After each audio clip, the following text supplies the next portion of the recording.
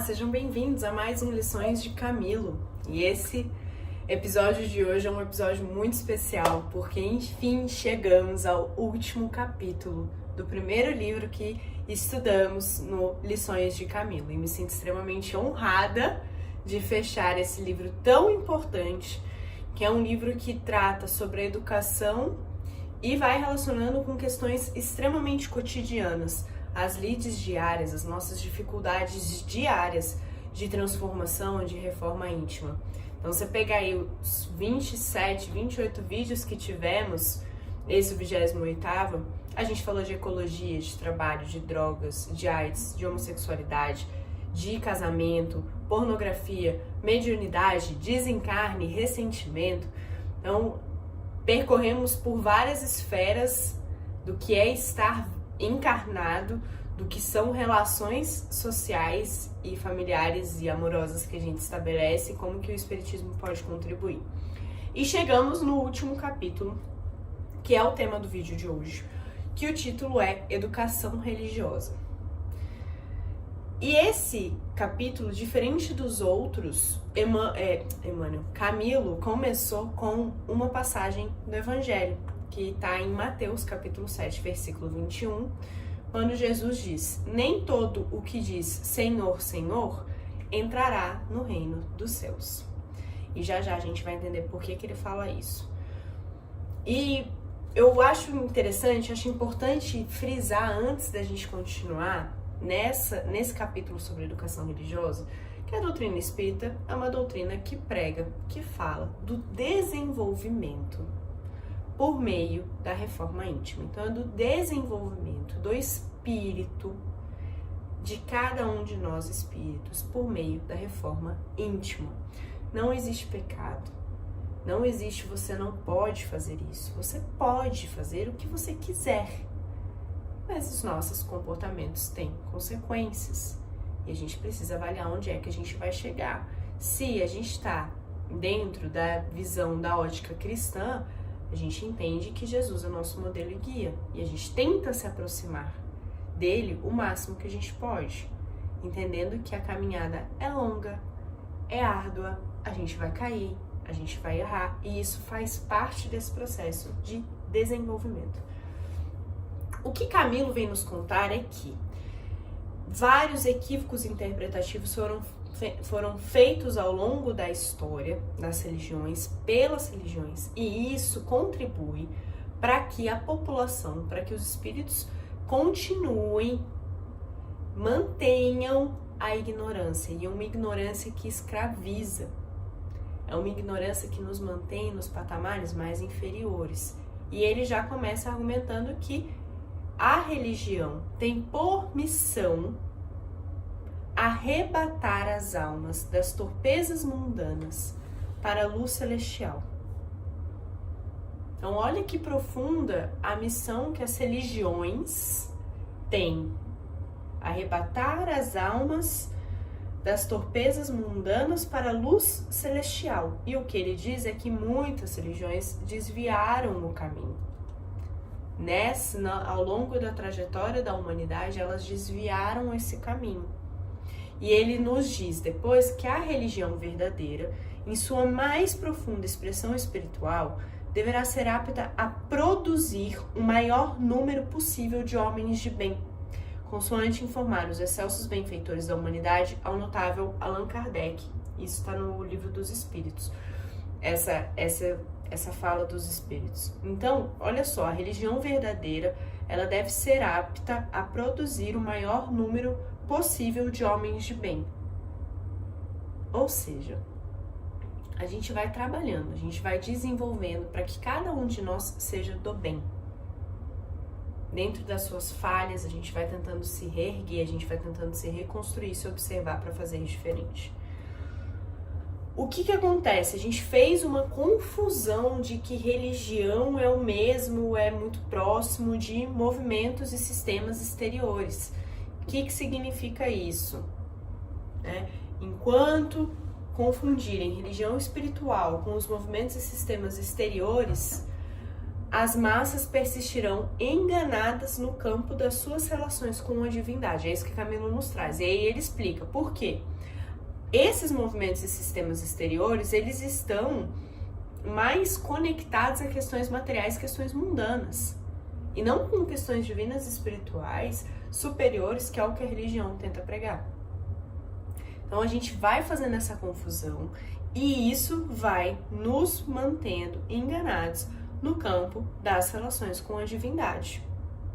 O que é isso? Como que a gente percebe isso?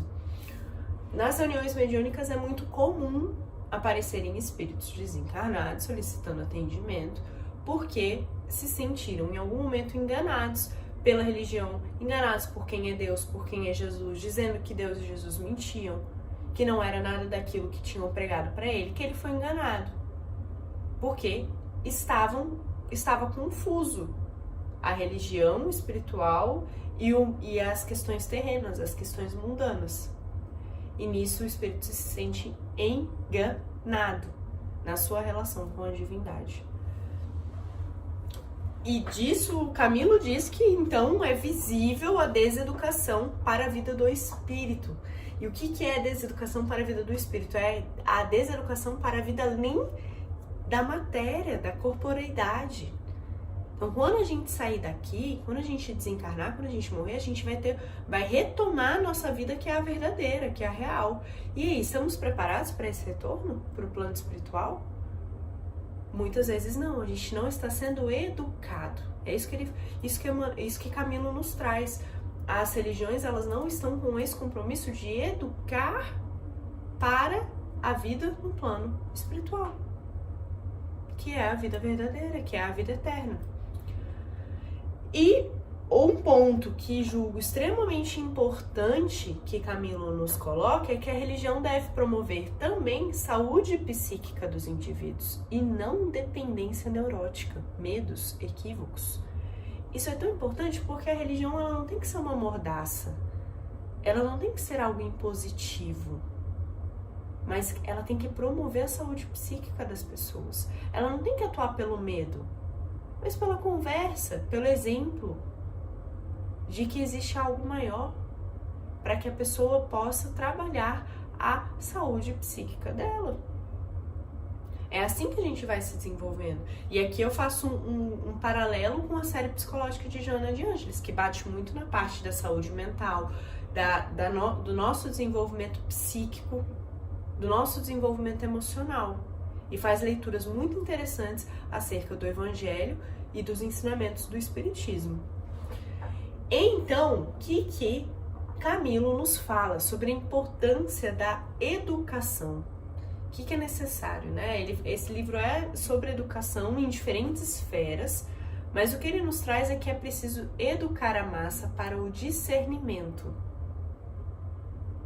E aí a gente volta na passagem do Evangelho no começo. Por que ela foi colocada lá? Porque quando a gente fala do Senhor, Senhor, não basta, porque é fácil a gente ter palavras bonitas, é fácil a gente pregar o Evangelho, a gente recitar passagens, a gente falar de ensinamentos. Mas e aí, a minha fala e o meu comportamento estão conectados?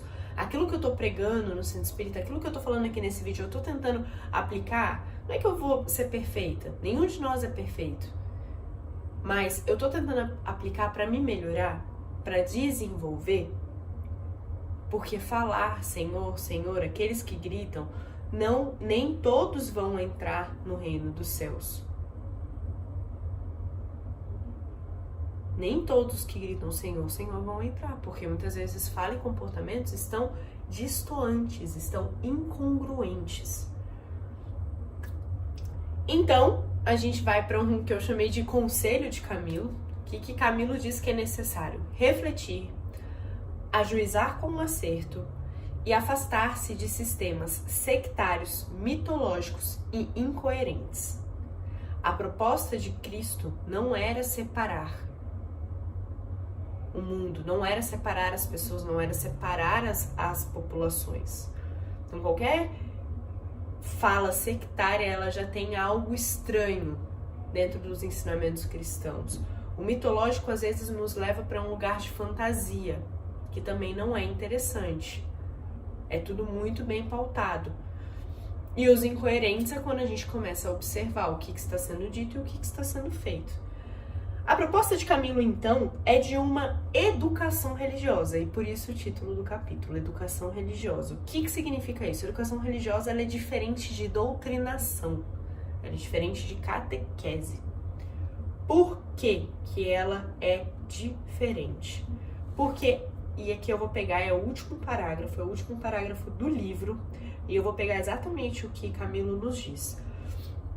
A educação religiosa deverá desenvolver a alma humana para que ela aprenda a viver no mundo sem ser do mundo, tornando-se ao longo dos dias cooperadora autêntica do Celeste Pai, onde esteja, com quem esteja, como esteja, demonstrando hábitos de saúde ética, equilíbrio moral, nos continuados exercícios do homem de bem, firmando-se para o inadiável encontro com um Cristo que, por agora, ainda se acha adormecido em cada um. Então, a educação religiosa, ela é para o nosso dia a dia. Ela é para os comportamentos diários. Ela é para uma reforma íntima. Ela não é para me dizer o que deve ser feito e o que não deve. Ela é um guia, ela é uma bússola. E mais do que isso, ela vem nos ensinar, e essa frase de Camilo é muito forte, aprender a viver no mundo sem ser do mundo. Então, como que eu vivo nesse mundo de matéria, sem me deixar absorver e sem perder de perspectiva que isso aqui é transitório? Esse é o nosso grande desafio. E a educação religiosa vem para isso. Porque muitos dos conflitos que a gente vive aqui têm causas anteriores. Muitas das questões que a gente vai encontrar aqui, elas vão existir aqui, mas existe um algo muito maior. Muitos dos momentos em que a gente se sente desamparado, sem saber para onde correr, sem saber para onde ir, quando a gente tem uma educação religiosa, a gente lembra que existem benfeitores, que existem pessoas, que existem espíritos nos apoiando, nos cuidando. E aí a gente consegue respirar um pouquinho mais aliviado e se encorajar para a nossa missão, para a nossa caminhada. Não a proposta é uma caminhada, é uma reforma diária e gradativa, sem ser impositivo, sem ser sectário, mas integrando, que era a grande proposta de Cristo. Que a gente possa, então, fazer uma educação religiosa. E desde pequeno, essa educação religiosa, Camilo coloca, ela tem que acontecer desde a mais tenra idade. Então, para quem já é pai e mãe, está aqui me assistindo, precisa, desde pequenininho, criar o hábito dos filhos, dos netos, das crianças, estarem em contato com a religião. No seu tempo, do seu modo, no seu ritmo, mas é importante que isso aconteça. Fechamos esse nosso primeiro livro com essa grande lição de educação religiosa, extremamente importante, e a gente espera encontrar vocês no próximo livro, na próxima edição do Lições de Camilo. Fiquem com Deus e obrigada pela atenção.